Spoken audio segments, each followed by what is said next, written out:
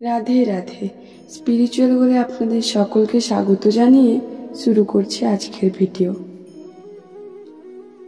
এখন সময় অনেক বদলে গেছে, যুগ অনেক এগিয়ে গেছে। রামায়ণ মহাভারত পড়ার মতো সময় এখন আমাদের কারোরই নেই। আমাদের ব্যস্ত জীবন, ভগবানের জন্য কোনো সময় বরাদ্দ হয়তো আমরা খুব কম মানুষই করি। তাই আমার আজকের আলোচনা মহাভারতের মূল উপজীব্য বিষয় নিয়ে। মহাভারত পড়ার সময় আপনার নাই থাকতে পারে, কিন্তু মহাভারত থেকে এই 9টি সূত্র জেনে রাখুন, জীবনে যা কাজে লাগবে। মহাভারতের মূল উপজীব্য বিষয় হল কৌরব ও পাণ্ডবদের দ্বন্দ্ব, যার ফলে কুরুক্ষেত্রের মহাসংগ্রাম। কিন্তু তার বাইরেও দর্শন ও ভক্তির উপাখ্যান বর্ণিত হয়েছে এই মহাকাব্যে। মহাভারত হল ভরত বংশের মহান উপাখ্যান। ব্যাসদেব প্রথমে 8800 শ্লোক বিশিষ্ট জয় নামক একটি গ্রন্থ রচনা করেছিলেন। তারপর ব্যাসদেবের শিষ্য বৈশম্পায়ন সেই গ্রন্থকে 24,000 শ্লোক বিশিষ্ট ভারত গ্রন্থ হিসাবে বর্ধিত করেন। পরে অপর এক শিষ্য ভারত গ্রন্থকে বৃদ্ধি করে 1,00,000 শ্লোক ও দীর্ঘ গদ্যাংশের মহাভারত রচনা করেন বলে প্রচার। এই সুদীর্ঘ মহাকাব্য মহাভারত পড়ার যদি সময় না পান, তাহলে অন্তত জেনে রাখুন 9টি মূল সূত্র। এই 9টি মূল সূত্র বা নীতিকথা আপনার জীবনে কার্যকরী ভূমিকা নেবে। জীবনের প্রতি পদক্ষেপে আপনাকে নতুন পথের দিশা দেখাবে, আপনার জীবনের সংকটকে দূরে সরিয়ে দিয়ে আলোর সন্ধান দেবে। মহাকবি ব্যাসদেব রচিত এই মহাকাব্যে কে কি ভুল করেছিলেন, তার পরিণতি কি হয়েছিল, তা যদি মেনে চলেন, আপনি ভুলেও সেই পথে আর যাবেন না।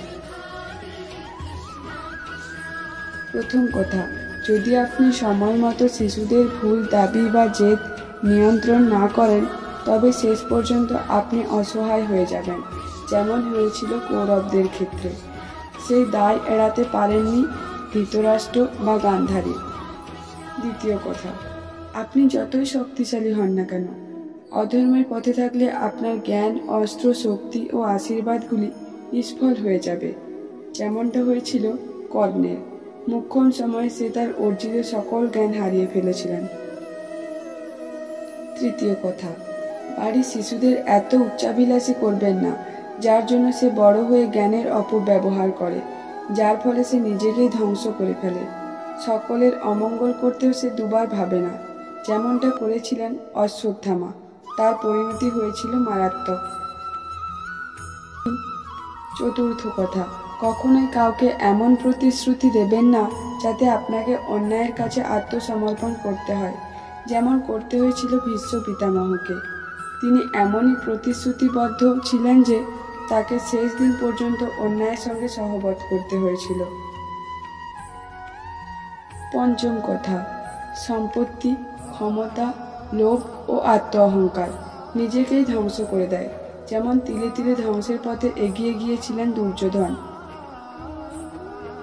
ষষ্ঠ কথা, ক্ষমতার লোভ ও অন্ধ পুত্র স্নেহ ধ্বংসের দিকে নিয়ে যায়, যেমন ধৃতরাষ্ট্রের ক্ষেত্রে ঘটেছিল।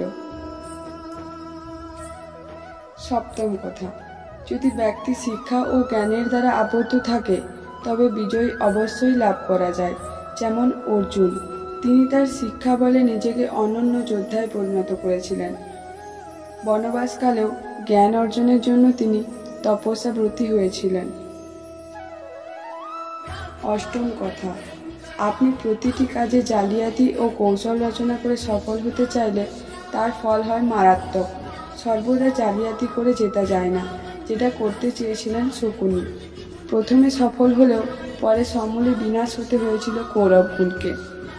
আর নবম এবং শেষ কথাটি হলো, আপনি যদি নীতি, ধর্ম এবং কর্ম সফলভাবে অনুসরণ করেন, চিরকাল সত্যের পথে থেকে, ধর্মের পথে থেকে তা দেখিয়ে দিয়ে গিয়েছেন মহারাজ যুধিষ্ঠির। নমস্কার। আজকের ভিডিওটি কেমন লাগলো কমেন্ট করতে ভুলবেন না। রাধে রাধে।